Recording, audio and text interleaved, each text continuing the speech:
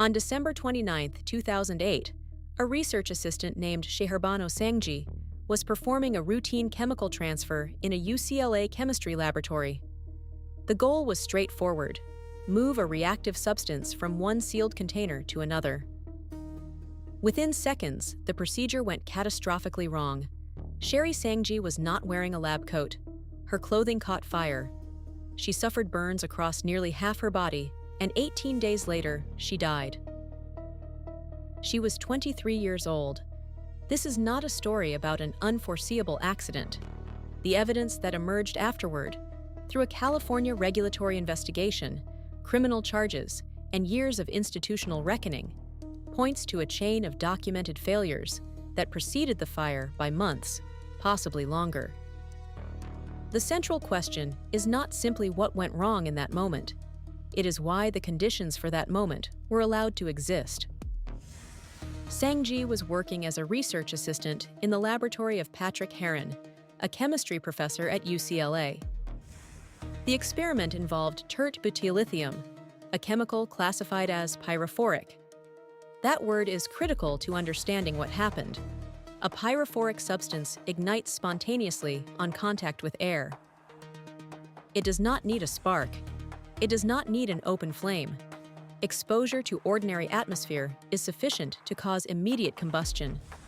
Working with materials like this requires specific protective equipment and carefully controlled technique precisely because the margin for error is essentially zero.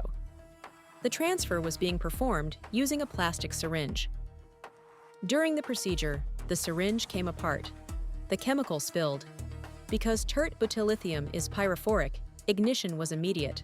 Sangji was not wearing a lab coat, the standard protective garment that would have provided a critical barrier between the burning chemical and her clothing. Her clothing ignited. The fire spread across her body before she could stop it. That sequence, syringe failure, chemical spill, immediate ignition, clothing on fire, is the proximate event. But proximate causes and root causes are not the same thing, and the investigation that followed made that distinction impossible to ignore.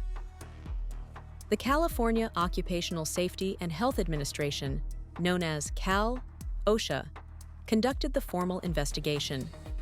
In 2009, the agency fined UCLA $31,875 for violations directly related to the fire. The fines themselves were relatively modest, but the underlying finding was not. UCLA had failed to enforce safety regulations in its academic research laboratories. The protective equipment that could have changed the outcome of that morning was available. It simply was not being worn, and there was no adequate system in place to ensure that it was. That finding pointed past the individual incident toward a structural problem. Academic research laboratories occupy a complicated institutional space. They are sites of genuine scientific discovery, often operating under significant competitive and publication pressure. But they are also workplaces, governed by the same occupational safety laws that apply to industrial facilities and commercial operations. The evidence in this case suggested that at UCLA, and by implication at many peer institutions, that second identity had not been taken seriously enough. Sangji's sister Naveen made clear that the warning signs had not gone unnoticed before December 2008. She noted publicly that previous safety violations in Heron's laboratory had not been corrected before her sister's death, and that UCLA had ignored what she described as earlier wake-up calls from accidents in other labs on campus. That characterization, that the institution had been given opportunities to address its safety culture and had not acted, became central to the legal proceedings that followed.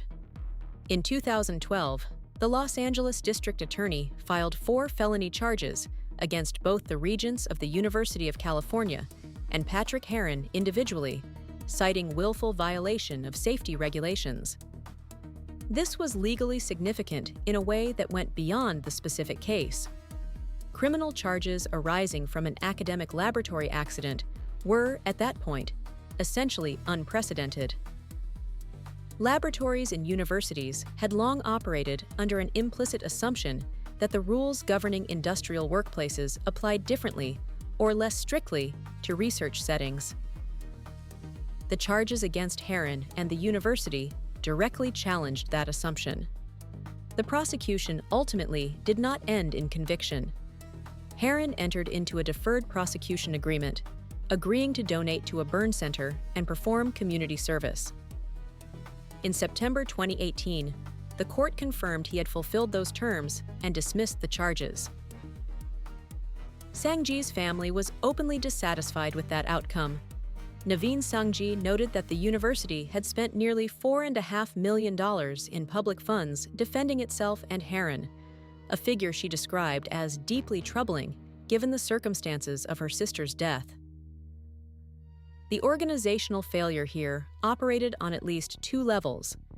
At the immediate level, there was the absence of enforced safety protocols in a specific laboratory where a junior researcher was working with a highly reactive material without adequate protection.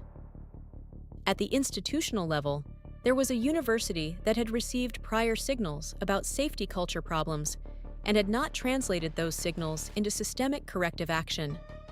The regulatory fine, the criminal charges, the deferred agreement, and the family's public statements together form a documented record of those two levels interacting. The ethical dimension is harder to reduce to a single finding. Sherry Sangji was 23.